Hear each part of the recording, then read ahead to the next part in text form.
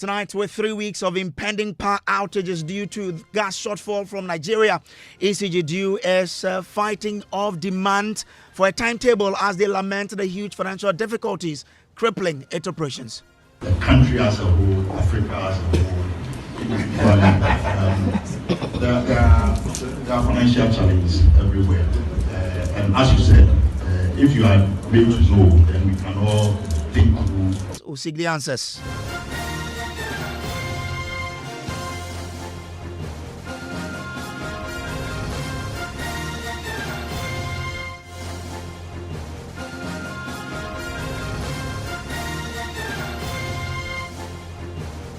Fighting off demands for a timetable as they lament the huge financial difficulties crippling their operations. And speaking at a forum organized by CSOs in the energy sector, the Deputy Managing Director of Supply, he called on Ghanaians to pay their electricity bills to cushion ECG and help keep the light on.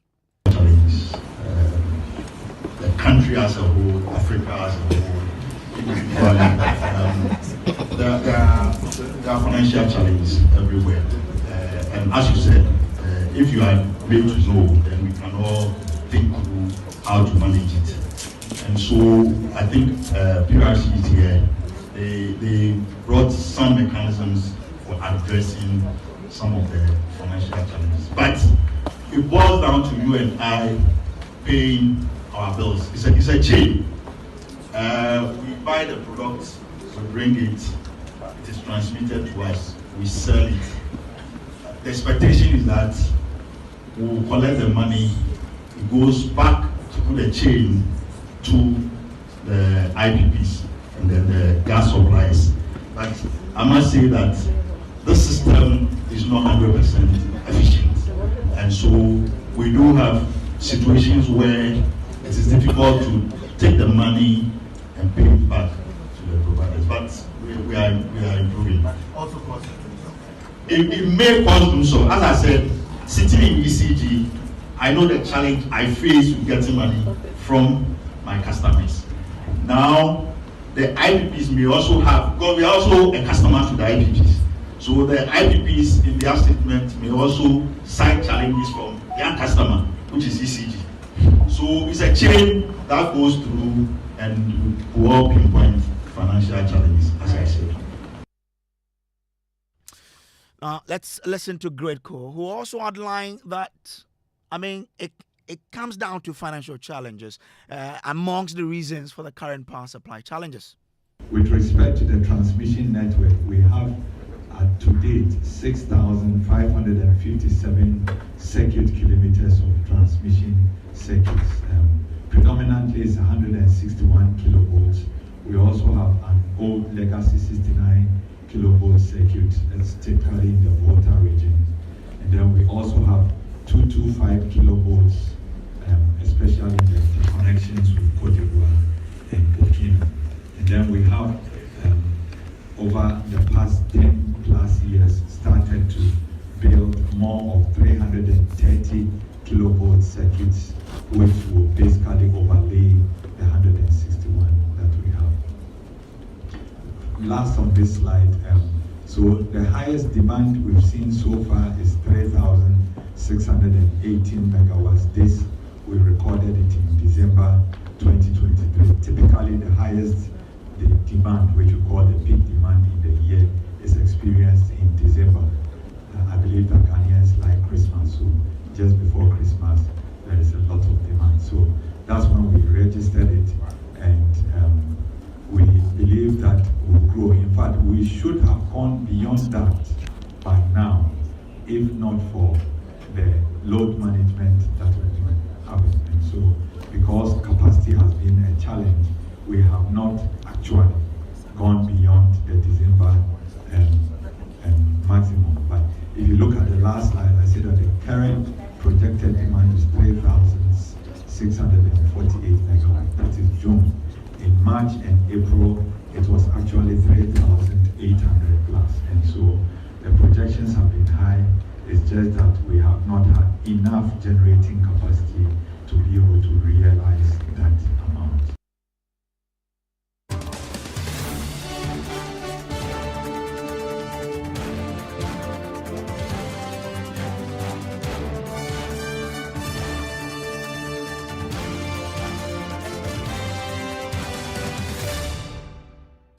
right, so this is Top Story. Let me bring you in studio and speak to Ken, because Kenneth Jesse is our man who has been covering this particular interaction between the CSOs and the energy sector players. Ken, I mean, the issue that every Ghanaian is asking for is that whilst we've been told that there is, some 3 weeks impending Dumsor, then of course we need a timetable to help us plan our lives. Right. What was the conversation around that area? Well, the conversation around that area is that, for example, this 3 week that we have been told that we're not going to, we are going to experience intermittent power supplies. We know the reason. The reason is that we don't have enough gas from Nigeria. But the ECG is saying that they cannot provide a timetable now because they are not able to project the power shortfalls ahead of time, that, for example, we're not going to have this amount of power for this amount of time because we have excess capacity. What we don't have is fuel and gas to power them. So they can't really just based on those projections and say that we are releasing a timetable. And even if a timetable is ever going to be released, it will have to come from the board members of ECG. And that's the conundrum that we have to deal with. Yes. So in the next 3 weeks, whilst they're going to put off the light, we don't know. You can't tell when your light will go off. Yes. And then you can't tell when your light will go off, as you've mentioned, but they've also indicated, as I said, that the board members of Electricity Company of Ghana will have to determine. So maybe within that time, within now till when we start experiencing that intermittent power outage, perhaps we're going to see a timetable within that period. All right. Now, it's also important that we note that from morning till now, we understand that gas flow from WAPCO has improved. In the morning, it was around a figure, but just around 5 p.m., we've seen an increase in the gas coming in from Nigeria. So that is a bit of an update we needed to add. Right. Well, since in the morning the flow was a bit low, but in the evening it's gone up a bit. So that's what we do know. Now, one thing we also know is that WAPCO transport the volumes that NGAS get to their facility in Nigeria, right, to their off-takers, including VRA in Ghana. The volumes vary on daily basis depending on their locations, and that's why you can be having maybe a 50 scarf of gas today, but maybe tomorrow it could be 100 or 150 scarf, depending on what they do get from Nigeria. We also understand that from the west, that's from Takrady to Tema, they do get an amount, but they coded around over 200 scarf. Let's see how that pans out. But let's get onto the phone lines now and bring in the energy sector players. Let's speak to Jifa Bampo, who speaks for the Great Ghana Great Company. Jifa, I'm grateful to you for joining us here. Now, 3 weeks is a long time to endure Dumsor. How is GridCo mitigating the impact that this will have on Ghanaians? Thank you very much, Kojo, and good evening to your listeners. So what we normally do is we collaborate with the value chain, and in particular the Electricity Company of Ghana, to manage whatever deficit may exist. And that depends on a number of factors. It's not just as simple as, we are not getting 55 million standard cubic feet of gas from Nigeria, and so we should know or project what the load management should be on a daily. It's not as simple as that, and if you would indulge me, in Ghana, we produce our own gas. We use about 335 million standard cubic feet of gas every day.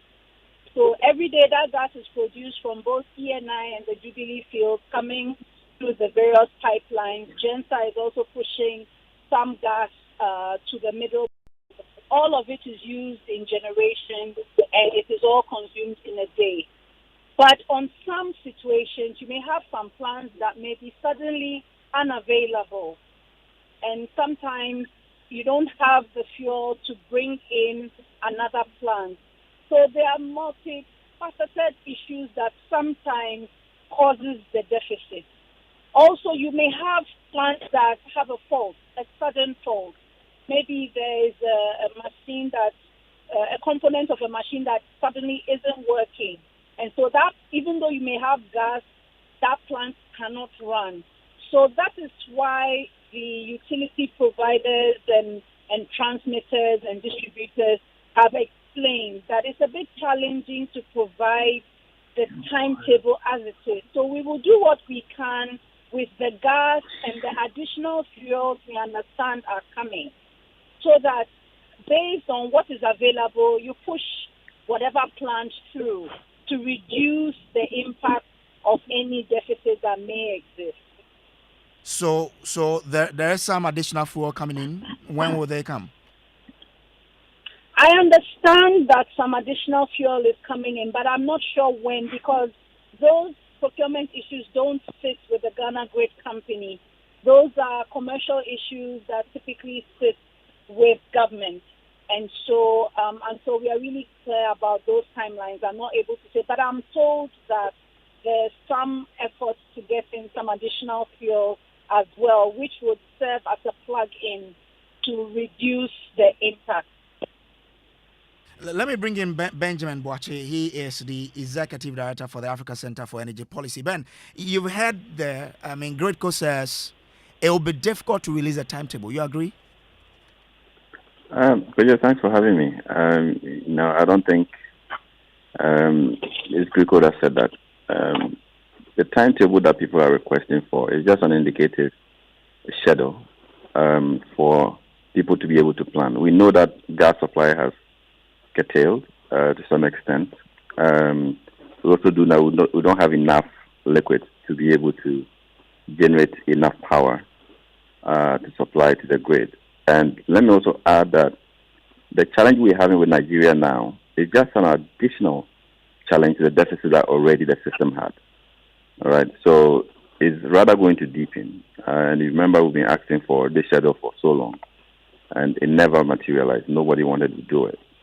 So if you have a situation going to deepen, in fact, we don't know exactly how much we are losing at this point. We have, as we're told today, a firm supply of about 55 MMscf a day, which could be powering about 300 to 400 megawatts, depending on the efficiency of the plants that we use that fuel.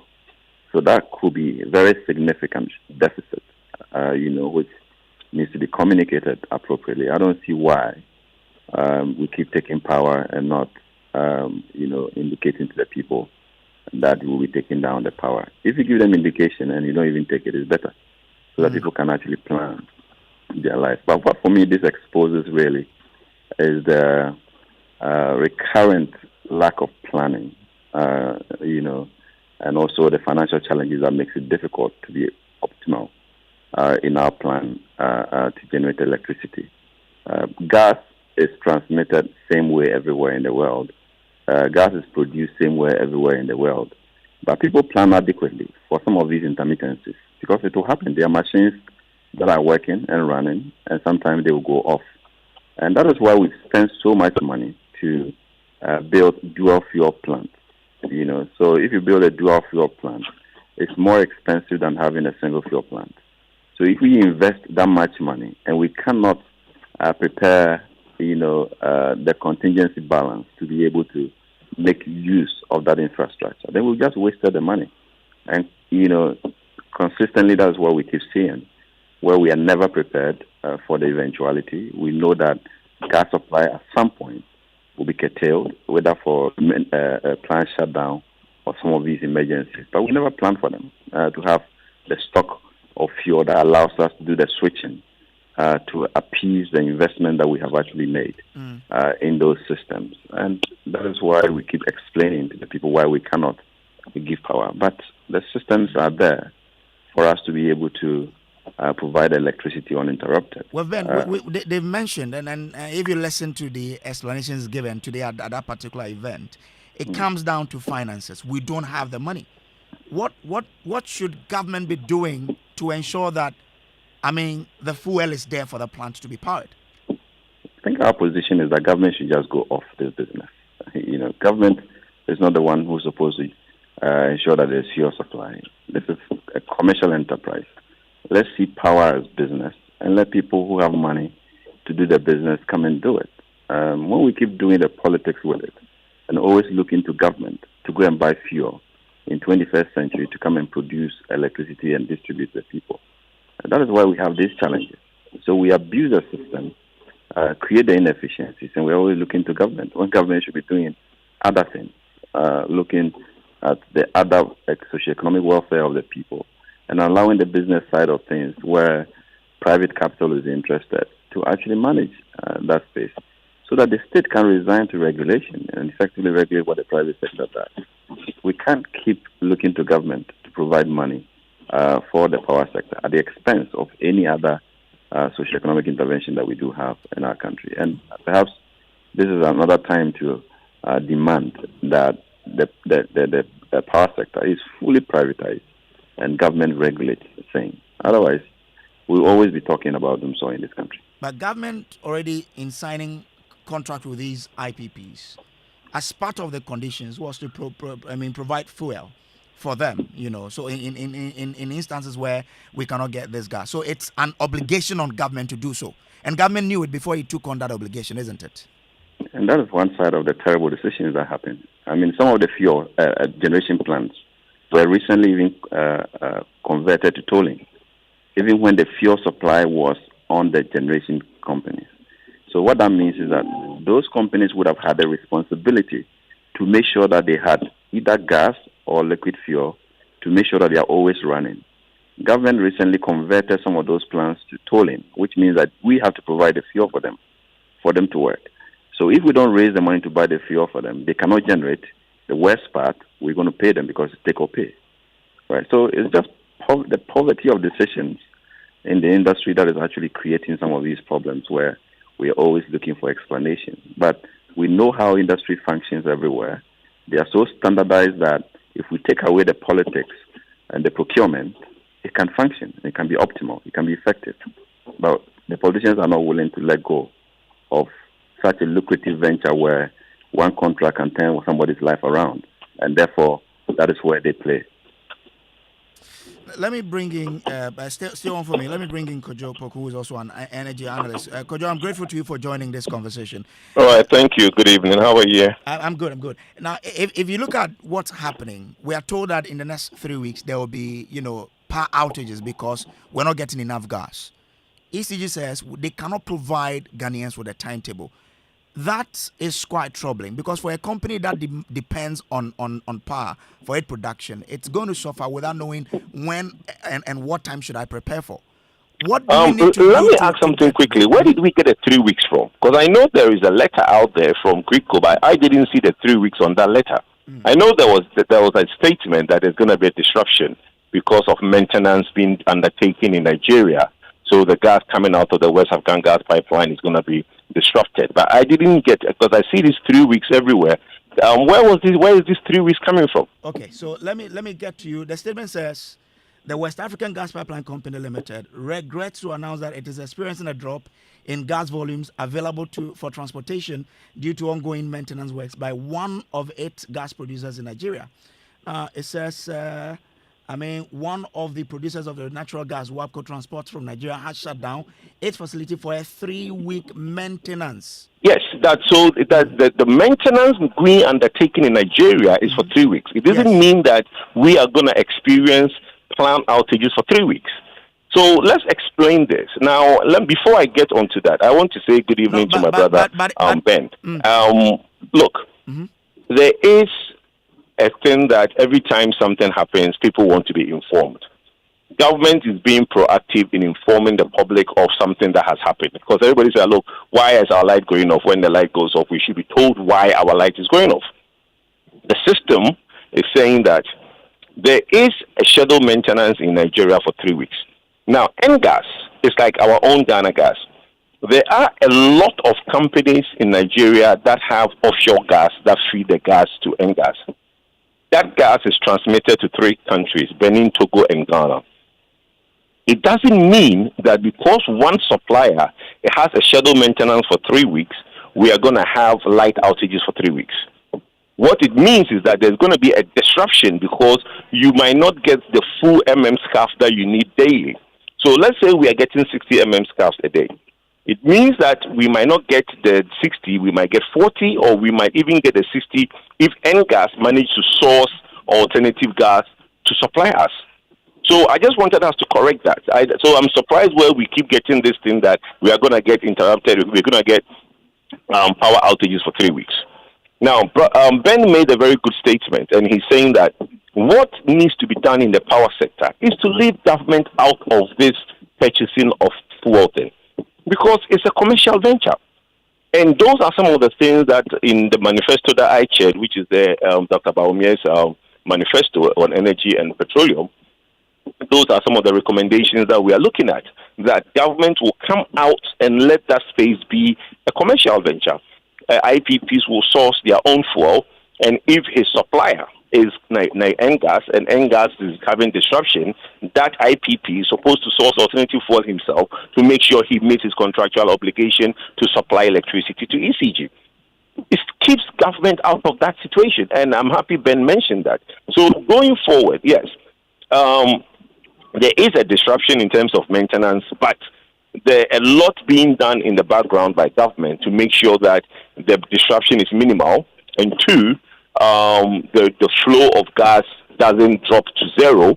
But in fact, alternative sources and gas have assured government that they will look at alternative sources to make sure that the contractual limit of 60 scarf is met in the coming days. And do we know that these alternative sources? It is not. You see, our supplier is NGAS. Uh-huh.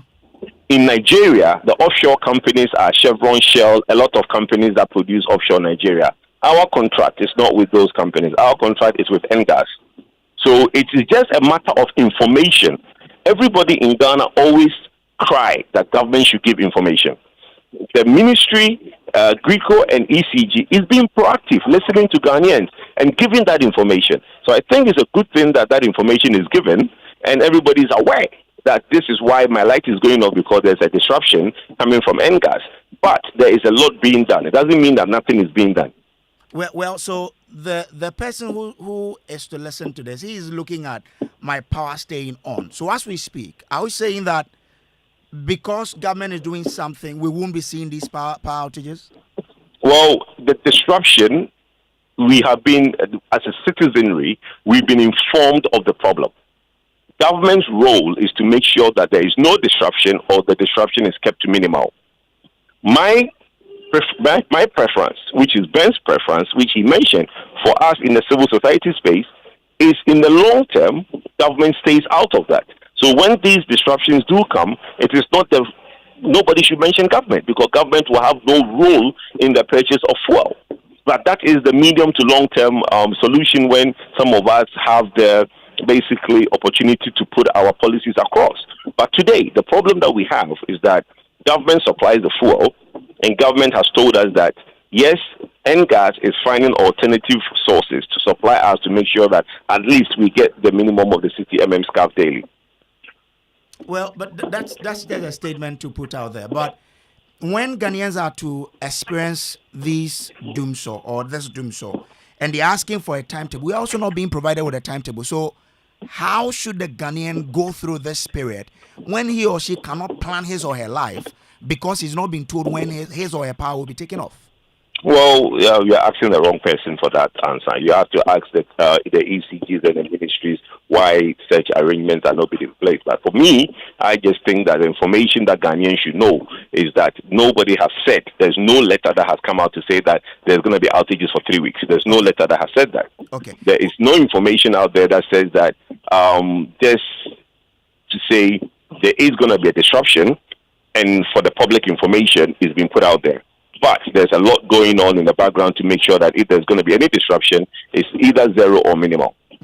Well, the GRICO and ECG statement begins by saying that the Ghana Grid Company Limited, GRICO, and ECG wish to inform the public that due to a reduction in gas supply from Nigeria since yesterday, Wednesday, 12 June 2024, some areas across the country have experienced interruption in power supply.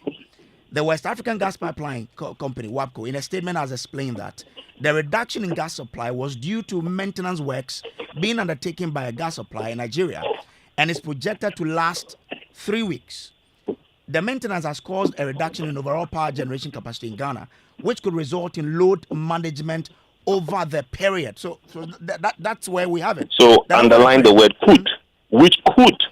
He didn't say which will. But already he said which could. But brother, you read the English yourself, right? I get it, but already you heard there that already some people have suffered the impact. Oh, it says it could. So it might result, it might not result. So, I mean, look, we have the information. No, Mr. Poku, listen to this. I'm saying that the statement says that has resulted, some areas across the country have experienced interruption in power supply. It says the West African gas supply has also explained that this is because some maintenance works are being undertaken by a gas supplier in Nigeria and is projected to last for 3 weeks. I mean, if you combine the two words, aren't we My right brother, to say there that? isn't only one gas supplier to end gas. That's what I explained to you initially. I get it, but I'm also asking that if you look at what we've been told, me and Ben can't people? You see, that's the problem I have these days with some of you hosts that you call us. You call us as experts to explain something to you and your viewers. And I'm only trying to get an understanding for all of us, because you say that people may not suffer the impact. And I'm saying, per this statement by ECG and GreatCo, they say that some people or some areas have already suffered the impact. That's all I want us to clarify. But nobody's denying that. I'm just trying to correct, and I'm just trying to make you aware that there isn't just one supplier to NGAS. NGAS have over 10 companies offshore Nigeria supplying gas to Nigerian gas. Nigerian Gas is a company like our own Ghana Gas here that has a facility to transport the pipe to transport the gas to us. They are not the field producers of the gas. Okay. The field producers in Nigeria are like Chevron, Shell, all the other companies that do offshore work. They are the ones with gas. In Ghana, we have Talo and we have the other ANI who produce gas to Ghana Gas. Okay? So in Nigeria, they have other. Okay, yeah. I am grateful to you, Kojo Poku, for joining. Let me bring in Jifa Bampo here. Jifa, I mean, with tonight and going forward, is there any possibility that some areas will have a power outage because of this?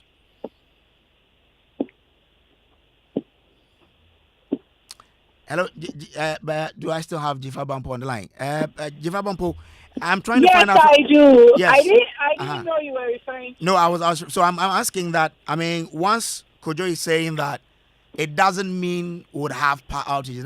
I'm asking that tonight, will we have areas that would experience some interruption as a result? I don't know, because I don't have the supply outlook. But for those of us in the industry, we know that when it rains, for instance, as it is now, demand drops a little bit. It becomes a bit cooler. And so the demand for power may be as intense as one would have projected. So it's possible that maybe whatever deficit that may have been projected would even drop or may be non-existent. So I'm not able to say that, but looking at the current weather, at least, that plays a role in reducing the impact on demand. Okay. But the point is that, yes, we are trying to find measures to mitigate the impact. So to some extent, Mr. Poku is correct that it's possible that there might be times that there will be no impact. But it's also possible that there might be times where you might see some impact. And that is because yesterday or so, or the day before, we had no gas coming from Nigeria at all. But today I'm learning that there's some that came through. So I think it's an up and down situation. And I think that's the reason why the projections to give a timetable, particularly from the ECG side, is a bit challenging. Because for GreatCo, we look at the system and then we give the projection in the supply outlook. But sometimes, based on sudden changes, that also is impacted. So we are working with various contingencies. I know that, like I said earlier, some fuel is coming in, but overall, nobody likes this situation. Because to be fair, when there is an outage of any sort, nobody gains. The utilities lose because it affects their bottom line. We're also in business because we must pay our staff, we must run operational costs, undertake maintenance activities, and invest in projects. And if we don't transmit power, we are not able to do that. And so also, I'm sure, for the generators and the suppliers and all that. So it's a value chain, and the value chain continues to engage in an effort to address some of the issues. I've heard some of the concerns raised by Ben Boache. Well, those are decisions that are policy decisions which we leave to our mother ministry and the regulators to take a decision on.